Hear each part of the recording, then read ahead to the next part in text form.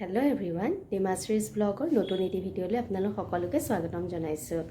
আশা কৰোঁ সকলো ভালেই আছে, ময়ো ভালেই আছোঁ। সেইদিনা মই আপোনালোকক এটা সৰু ৰেচিপি দেখাইছিলোঁ, যিটো চবেই জানে আৰু তথাপিতো দেখাইছিলোঁ। আজিও সেই তেনেকৈ এটা সৰু সকলোৱে জনা ৰেচিপিয়ে মই দেখাম বুলি ভাবিছোঁ। তেনে চাওঁ ব'লক। আৰু ৰেচিপিটো হৈছে কাচকলটো যে আমাৰ, সেই কাচকলেৰে এটা অতি সহজে আৰু সোনকালে হোৱা ৰেচিপিয়ে মই আপোনালোকক দেখাম বুলি ভাবিছোঁ। আৰু এইটো যিহেতু মই নতুনকৈ আৰম্ভ কৰিছোঁ, আপোনালোকে যাতে মোক আগবাঢ়ি যোৱাত সহায় কৰে আৰু ছাবস্ক্ৰাইব কৰিব চেনেলটো, লাইক কৰিব আৰু কমেণ্ট কৰিব। তেতিয়া মানে মই আৰু নতুন ভিডিঅ' দিবলৈ ভাল পাম আৰু যিহেতুকে মই নতুন, সেয়াই আৰু এতিয়া ব'লক মই ৰেচিপিটো কেনেকৈ বনাইছোঁ চাওঁ আহক।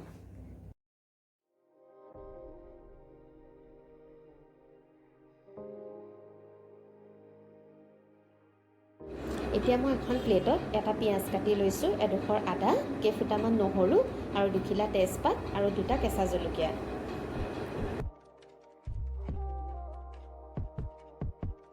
এতিয়া আনফালে মই ইয়াৰ কাচকল 3টা লৈ লৈছোঁ। এতিয়া মই ইয়াৰ কাচকলৰ ভালকৈ বাকলি গুচাই লৈছোঁ।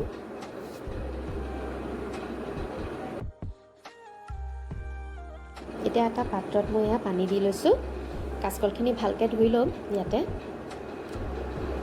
ইয়াত মই এতিয়া দিম নিমখ আৰু হালধি। হালধি দিছোঁ আৰু এয়া নিমখ।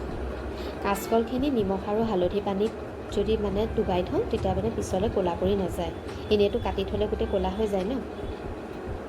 এতিয়া মই সৰু সৰু কিউবছত কাটি লৈছোঁ।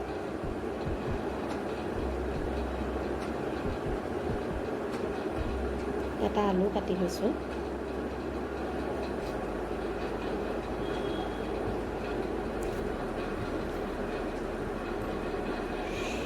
এয়া কেৰাহী, মই ননষ্টিক কেৰাহী ইউজ কৰিছোঁ।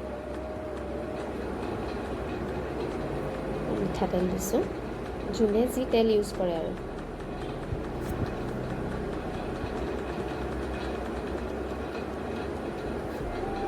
তেল গৰম হৈছে। এতিয়া মই ইয়াত দিলোঁ তেজপাত, কাটি থোৱা পিঁয়াজ আৰু এয়া আদা, নহৰু, জলকীয়া বটা। এতিয়া এয়া ভালদৰে ভাজি ল'ম আৰু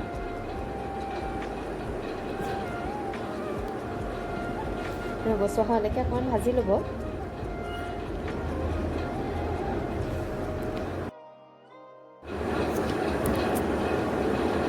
ইয়াতে এতিয়া এচামুচ হালধি দিলোঁ।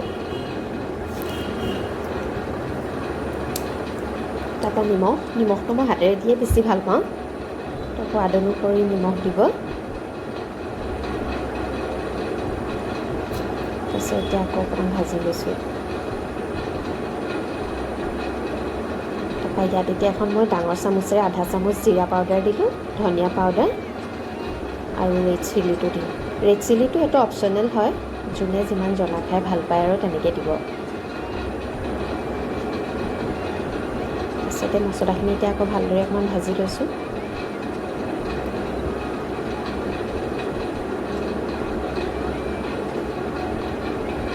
গেছত অকণো ক'লা পৰি যোৱা নাই।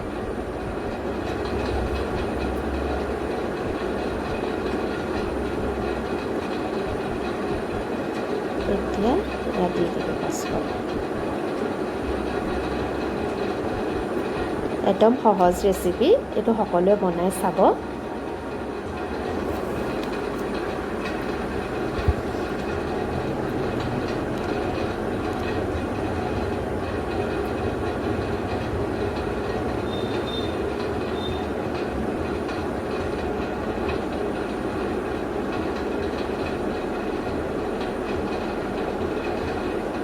এতিয়া অলপ ভাজি আৰু ঢাকি দিম।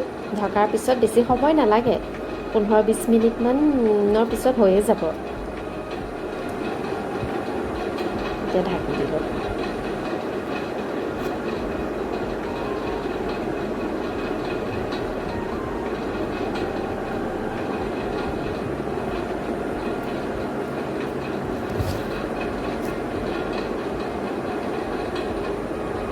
অলপ পানী দি দিলোঁ এইটো। যেতিয়া সিজিব গম পাবই নহয়, তেতিয়া পানী অকণমান দি পেলাই আকৌ এবাৰ ঢাকনা মাৰি পেলাই 2 মিনিটমান ৰখোৱাৰ পিছতে হৈ যাব।